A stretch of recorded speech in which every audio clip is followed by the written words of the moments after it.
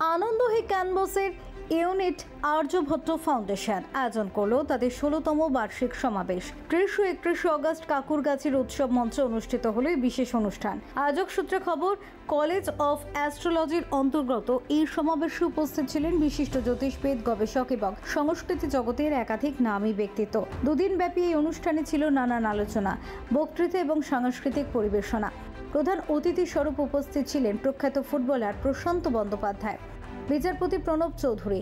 সমাবেশে সভাপতিত্ব করেন সংগঠনের আহ্বায়ক অনিমেষ শাস্ত্রী এবং সঙ্গীতা তালুকদার। এছাড়া কোর কমিটির সদস্য অরিত্র ভট্টাচার্য, অজয় ঘোষ, দেবব্রত মুখার্জি, রণজিৎ সেনগুপ্ত, তাপস ঘোষাল, জয়ন্ত কুমার সাহা, সৌমিন দত্ত, উমানন্দ শাস্ত্রী সহ আরও অনেকে অনুষ্ঠানে সক্রিয়ভাবে অংশ নেন। প্রতি বছরের মতো এবছরও আর্যভট্ট ফাউন্ডেশনের এই উদ্যোগকে ঘিরে ব্যাপক উৎসাহ দেখা যায় অংশগ্রহণকারীদের মধ্যে।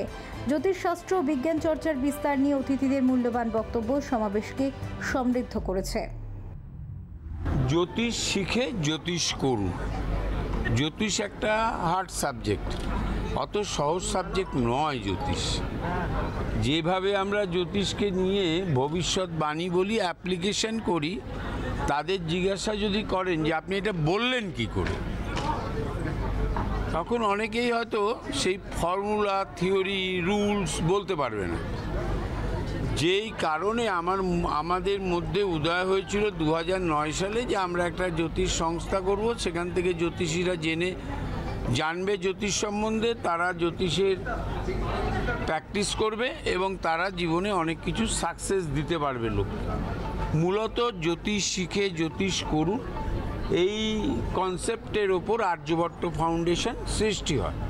বহু ছাত্রছাত্রী আজকে শিক্ষাদান করে ভালো ডেভেলপ করেছে, উন্নতি করেছে, তাদের কর্মজীবন তারা তৈরি করেছে।